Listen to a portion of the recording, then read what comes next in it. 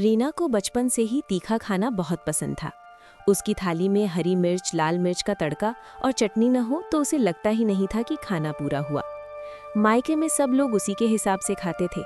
माँ हंसते हुए कहती, इस लड़की के हाथ की मिर्च से तो आंसू आ जाते हैं। रीना की शादी शहर से थोड़ी दूर बसे एक शांत से गांव में हुई। ससुराल पहुंची तो पहले ही दिन रसोई में घुसते ही उसे अजीब सा सन्नाटा लगा। ना मसालों की तेज खुशबू, ना तड़के की चटक, बस उबल की दाल और सादी सब्जी। पहले दिन के खाने में ससुराल वालों ने नमक तक नाप तौल कर डाला था। रीना ने जैसे ही पहला कौर मुंह में रखा, उसका चेहरा उतर गया। अरे, मिर्च! सास ने मुस्कुराकर कहा, बिटिया, यहाँ सब फीका ही खाते हैं। ससुर जी को तीखा बिल्कुल नहीं भाता, पेट में जलन हो जाती है। रीना चुप रही, लेकिन मन ही मन परेशान हो गई। रात को उसने पति से कहा, मैं तो बिना मिर्च के रह ही नहीं पाऊंगी। पति हंस पड़े, थोड़ा समय दो, आदत पड़ जाएगी या फिर कोई रास्ता निकल आएगा। अगले कुछ दिन रीना ने जैसे तैसे फीका खाना खाया। कभी चुपके से हरी मिर्च कच्ची चबा लेती, कभी नमक मिर्च अलग से मिला लेती, मगर घर का माहौल बिगाड़ना उसे अच्छा नहीं लगता था। एक दिन उसने हिम्मत करके सास से कहा, माँ, क्या मैं अपने लिए थोड़ा अलग तीखा बना लूं? सास ने प्यार से जवाब दिया, बिटिया, घर में दो तरह का खाना बनाना मुश्किल हो जाता है, लेकिन अगर तुम कोई तरीका निकालो तो हमें खुशी होगी। यहीं से रीना की समझदारी शुरू हुई। उसने धीरे धीरे प्रयोग करने शुरू किए। दाल और सब्जी पहले बिना मिर्च के बनाती, फिर अपने हिस्से में अलग से तड़का लगाती। हरी चटनी और लहसुन की चटनी अलग रखती। ससुराल वालों को भी स्वाद अच्छा लगने लगा, क्योंकि खाने की खुशबू बढ़ गई थी, मगर तीखापन नहीं। कुछ दिनों बाद ससुर जी ने खुद कहा, बहू, आज जो सब्जी बनी है उसकी खुशबू बड़ी अच्छी है। रीना मुस्कुरा दी।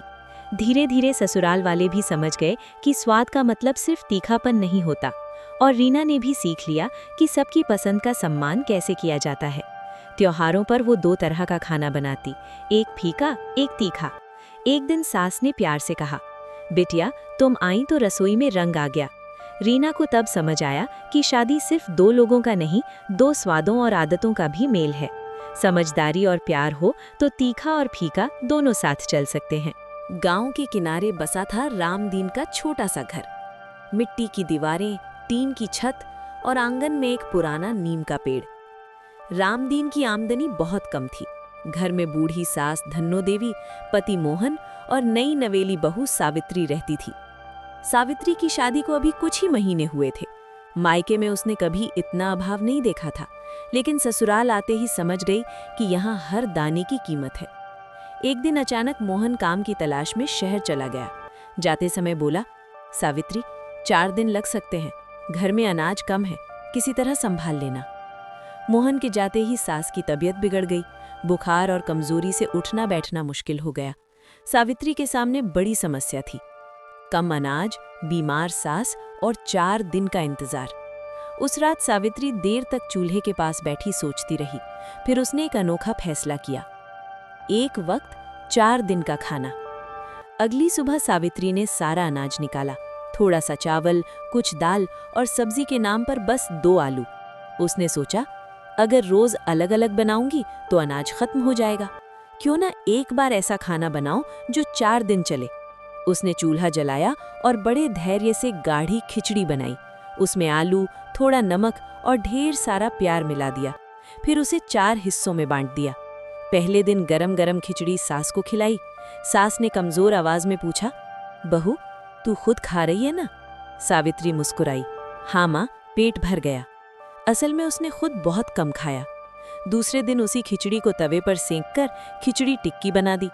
तीसरे दिन उसमें पानी डालकर खिचड़ी का पतला दलिया बना लिया, ताकि सास को निगलने में दिक्कत ना हो। चौथे दिन बचे हिस्से में थोड़ा आटा मिलाकर खिचड़ी की रोटी बना दी। 4 दिन बीत गए, सास की तबीयत भी संभल गई और घर में कोई भूखा नहीं रहा। पति की वापसी और सच्चाई। 5वें दिन मोहन लौटा। घर में चूल्हा जला देख उसे हैरानी हुई। सास ने आंसू भरी आंखों से सारी बात बता दी, बेटा, तेरी बहू ने 4 दिन का खाना एक ही वक्त पर बनाकर हमें बचा लिया। खुद भूखी रही, पर मुझे कभी कमी महसूस नहीं होने दी। मोहन की आंखें भर आईं। उसने सावित्री के पैर छू लिए। आज समझ आया कि अमीरी अनाज से नहीं, अक्ल और त्याग से आती है। उस दिन के बाद सावित्री सिर्फ बहू नहीं रही, वो उस घर की लक्ष्मी और ताकत बन गई। कहानी की सीख। समझदारी, धैर्य और प्रेम हो तो थोड़े में भी बड़े संकट पार किए जा सकते हैं।